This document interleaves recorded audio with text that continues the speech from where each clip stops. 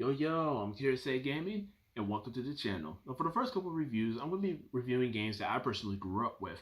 And to give you guys a little idea before we begin today's review, I'm going to be reviewing games from the PS1, PS2, and the Game Boy Advance line of games.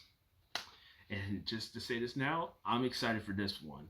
But for the game that we're going to be talking about today, if you heard of this game before, did you know exactly what type of shit I'm about to get into?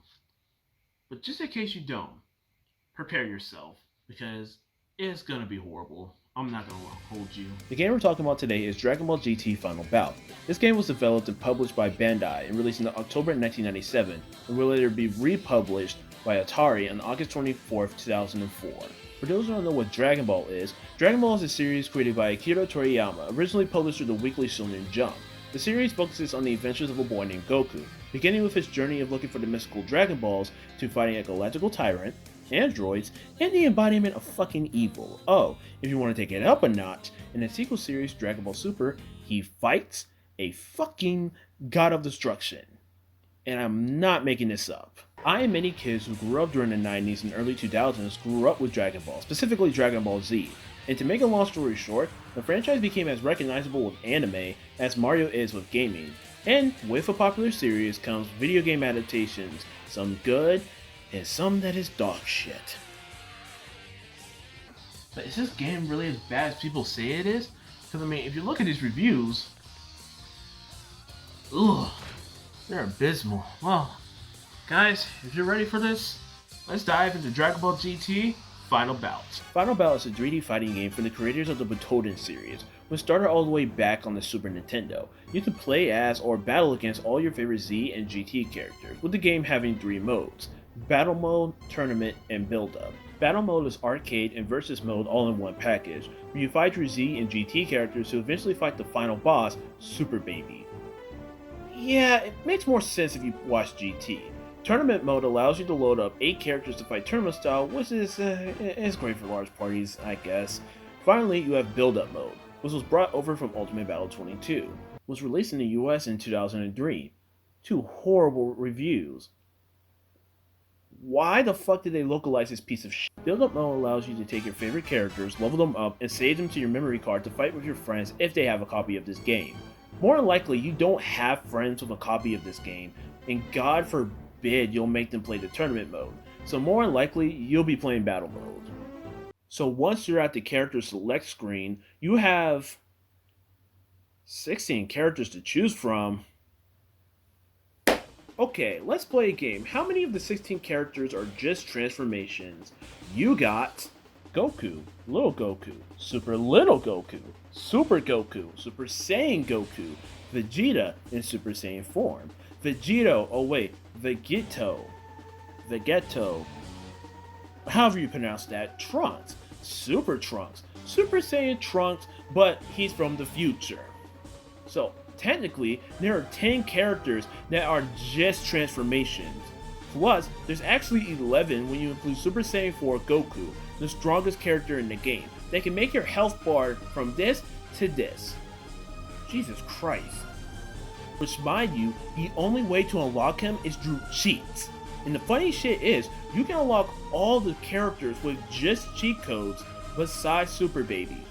And one more thing, you can't save your progress at all in this game. Unless you're using build-up mode, when you turn the system off, you lose all the characters you unlocked. Meaning that you have to re-put in the cheat codes just to lose all the characters again when you turn the system off.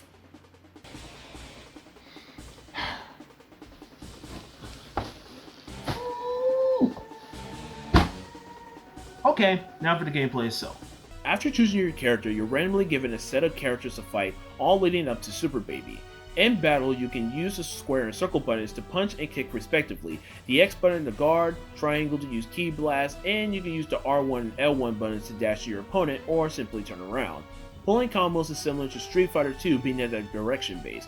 Plus there's air combat, kinda, not really, you can just fly into the air and fight there as well. So, how are the battles themselves?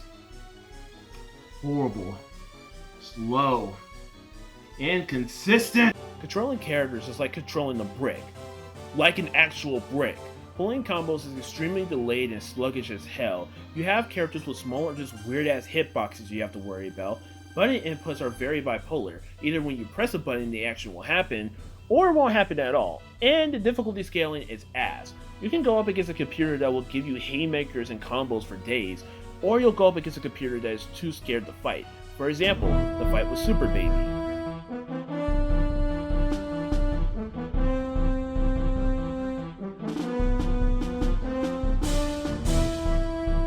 We fall down, what?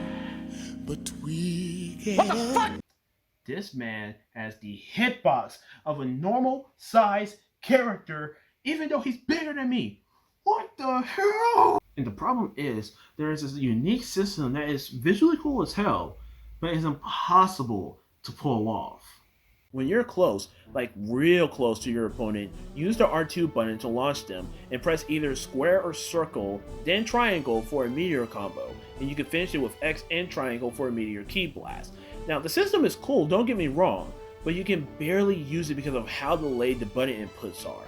There's more, but man, I'm sorry, but I can't go any further with this game, as there is a way to counter these attacks, but that too barely happens because of the input delays.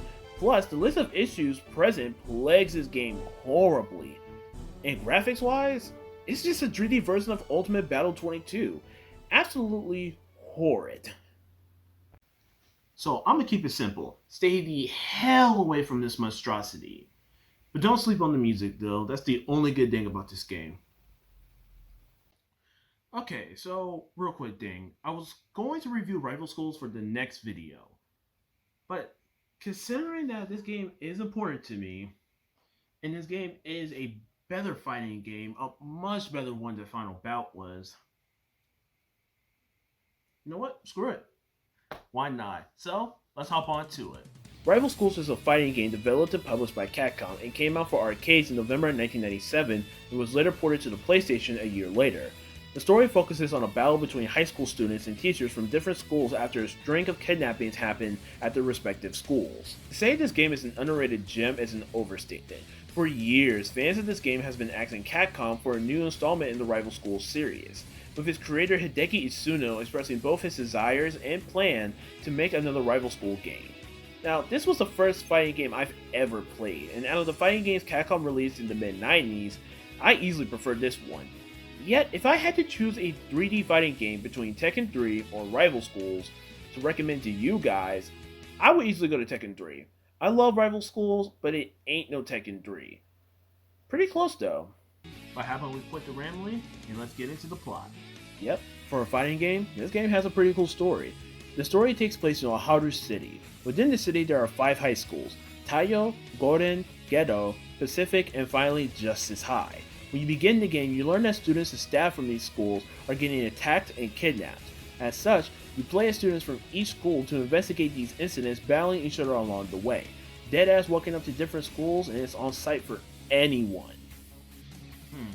Reminds me a little bit of my old high school. Each character has their own plotline depending on the first character you choose. For example, choosing Bout as your first character involves him searching for his mother. Choosing Akira as your first character involves her finding her brother, Daigo, and choosing Roy as your first character involves him investigating the string of kidnappings. Eventually, it is revealed that Justice High School is responsible for these incidents. After defeating Raizo, the principal of Justice High, and depending on if certain requisites are met, you fight and defeat Hyoi Imawano, the true antagonist of the game. Now, I would love to go and talk about it all, but we gotta talk about this gameplay, because it's actually pretty good. Alright, so what's the best way to describe Rival Schools? Well, it's a mix of Marvel vs. Capcom, Street Fighter Alpha, and King of Fighters all in 3D.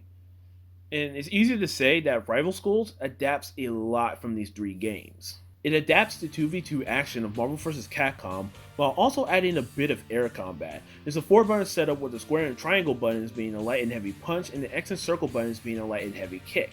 And there's a counter system similar to the Alpha counter in the Street Fighter Alpha, allowing you to counter attack right after blocking. My god, that was a mouthful. There's a bunch of other actions that you can use defensively and offensively, like sidestepping, air recoveries, textbook combos, or team-up techniques. Speaking of team-up techniques, How does the battle work considering you can choose between two characters? While the second character can't pop into fights like in Marvel vs. Capcom, instead you have team-up techniques. By pressing the punch and kick buttons together, you and your partner can do either two things. You and your partner can deal some damage to the opponent, or your partner can heal you or increase your vigor bar. This bar is essentially like a super meter, and it can go up to a max of 9 bars. This is also where the Burning Vigor attacks come in. Burning Vigor attacks are super moves that all characters can do. By pressing either the L1 or L2 buttons, you can use these super attacks, and it varies between using a sort of beam attack or a full-on physical haymaker-like attack. While Burning Vigor takes up 1 bar of vigor, Team Up Techniques uses 2 bars of vigor. Now this game doesn't have a lot of modes. You have Training Mode, which I highly recommend you use, Versus Mode, and Arcade Mode. In the Arcade Mode and any of the other modes beyond that, you can pick 2 out of the 19 characters, all from different schools. Starting with Taiyo, you got all strength, no brains Batsu, Kurose, who deadass looks like he belongs in King of Fighters, a faster Sakura, and Hayato. Damn. At Gordon, you got Shoma, the sports version of Asta, Natsu, and cool-headed Roberto. At Gedo, you have best girl Akira, leak-head Edge, big boy Gon, and the unit himself Daigo. At Pacific, you have buff Terry Bogard, Tiffany, and Terry Crews. Nope, never mind, you have Bowman. Finally, from Justice, you can play as the boss characters Hideo, Kyoko, Raizo, and Mr. Perfect Hyo Iwamano. Also, there's one more character. You can actually play as Sakura from Street Fighter as well. Picking characters from the same school will put you in the predetermined fights, and you'll be able to tell because of the cutscenes before and after a battle. Choosing characters from different schools, or sometimes even the same school, will give you random fights. Now, at a point in certain characters' stories, you'll be forced to fight an enemy that is way stronger than you. As such, you only have one round to beat them. If you aren't able to, then you're not penalized, you just continue with the game. Beating them, however, will jump you near the end of the character's story, which is great but absolute hell, because the last 3 fights is an absolute bitch to get through. By the way, in order to fight Hyo and get the good ending, you have to finish Raizo off with a team-up technique.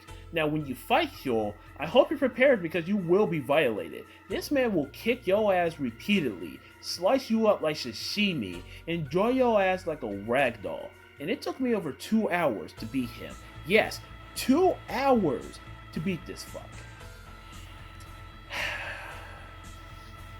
So here's the thing. I can confidently say that fighting Hyo Iwamano is like fighting Akuma from Tekken 7.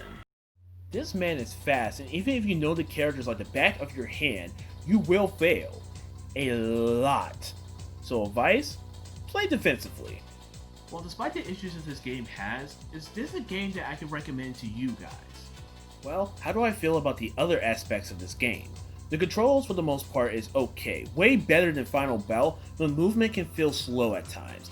And certain characters are so much better with movement and damage, like Akira, Hideo, Kyoko, and Hinata, just to name a few. They're much faster and to a degree has better moves than the other characters. To be honest, you can check the last part up to 90s game balance. One major thing that I love about this game is its art style. You usually see the art of this game in the loading screen. It's really sharp and at times it has a trippy underground feel to them. Also the FMVs, mwah, beautiful.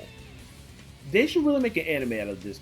Yes, I think you guys should check this game out. Despite sharing the absolute hell I had to go through, it is accessible to somewhat casual fighting game fans such as myself. You just need to play the training mode to obviously get better. Now these 2 games, I have a lot of memories of. Final Bout was my first ever video game that I remember playing as a kid, and damn near would play it every weekend all the way up into middle school. Plus it was the first game that I discovered cheat codes for on the internet. And yeah, while I completely shitted on this game, I still hold it dear to my heart. Now, Rival Schools though, that was my first introduction to fighting games as a whole. It was always at this one bowling alley, and my 8-year-old self will always bring damn near like $5 in quarters so I could finally beat the game. Oh, and the characters I used for gameplay was the characters I always used every time, Batsu and Kurose. I am one dedicated motherfucker. And we're done, that's it for today's review. So I was gonna wait till the 27th to release the next video, being Christmas and all. But I realized something. The next game I'm going to review not only is one of my most favorite games, like I will easily say is one of my top 3 favorite games, but it also takes place during Christmas. So you know what? How about this? So next week, grab your guns and grab your ugly sweaters. As next week, we're going to be talking about Parasite Eve. And by the way, expect that bad boy to come out during Christmas Eve. I know I'm about to have a truckload of stuff to do, but it's for you guys. And it's also for me, so I can replay this game and actually beat it this time. Well, nonetheless though, until the next review, stay safe and stay vibing, my guys.